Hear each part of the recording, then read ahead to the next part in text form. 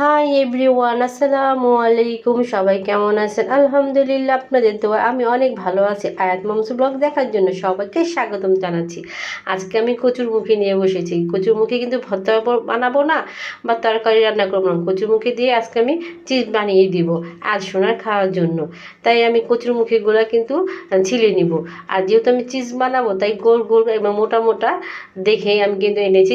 ছোটো আনিনি কিংবা চিকন আনিনি, গোল গোল মোটা মোটা করে এনেছি যাতে চিপসটা একটু টুকরাটা বড় বড় লাগে। এখন আমি পাতলা পাতলা করে কেটে নিব।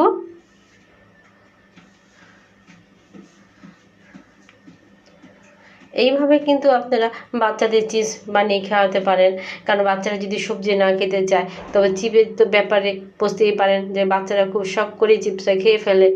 তাই এভাবে যদি আপনি খাওয়াতে পারেন তাহলে তো খুব বেটারই মনে হয় বাচ্চাদের জন্য।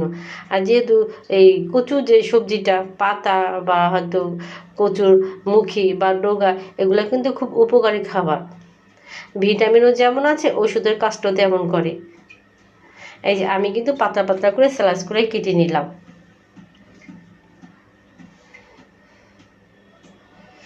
পাতলা পাতলা করেছি, আলুর মতো করে কেটেছি, কারণ দেখতেও একটু সুন্দর একটা ব্যাপার স্যাপার আছে, তাই না? আমি এভাবে করে আমি সবগুলা কেটে নিব এখন। আর আয়া সোনা তো মাঝখানে তো আছে। আয়া সোনা তো আমার সামনে থেকে যাবেই না, ওই যে দাঁড়িয়ে রয়েছে আমার সোনামণি, কারণ আমাকে বিরক্ত করার জন্য সে তো যথেষ্ট। আমি যে একে একে আমি সবগুলা কেটে নিলাম।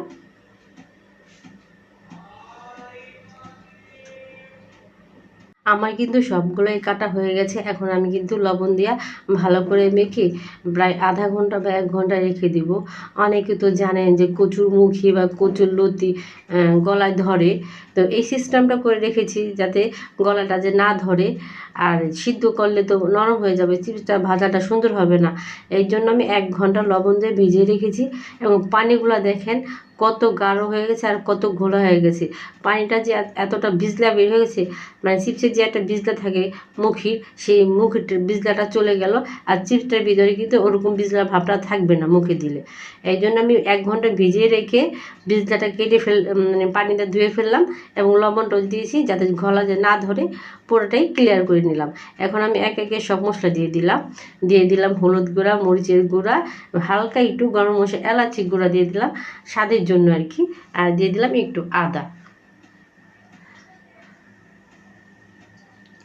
এখন আমি ভালো করে মেখে নিব। আর লবণটা কিন্তু আমি এখন আর দিব না, যেহেতু আমি লবণটা একটু বেশি পরিমাণ করে দিয়ে ভিজিয়ে রেখেছিলাম। এই কারণে এখন আমি আর দিব না, কারণ ওই ভিজিয়ে রাখার কারণে কিন্তু এটা পুরোটাই লবণাক্ত হয়ে গেছে। আর এইখানে লবণ দেওয়ার কোনো মানে নেই, লবণ দিলেই হয়তো এটা কড়া হয়ে যাবে। আর এখন যদি আমি লবণটা না দিয়ে ভাজি তাহলে চিপসটা যেরকম খায় মানুষে বা যেরকম আমরা খাই ঠিক সেরকমই হবে।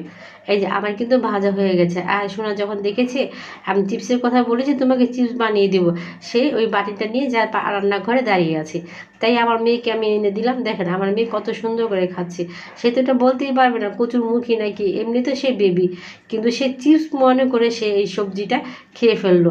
এরকম করে কিন্তু আপনারা বাচ্চাদের অবশ্যই খাওয়াবেন আর ট্রাই করে দেখবেন বাচ্চা খায় কি না খায়। তবে হ্যাঁ, মাশাআল্লাহ, আমার বাচ্চা কিন্তু খেলো, কারণ আমার বাচ্চাকে আমি একটা দুটো করে বানিয়ে দিই এবং আমার বাচ্চা সেটা বসে বসে খায়। দেখেন সে খাচ্ছে আর টিভি দেখতেছে, মাশাআল্লাহ। আমি যদি এখন অন্য কোনোভাবে এটাকে তৈরি করে দিতাম একটু কিন্তু আমার মেয়ে খেত না। আমি যেহেতু চিপস সিস্টেম করে ভেজেছি এবং মজাও লেগেছে, এই জন্য সে বসে বসে খাচ্ছে।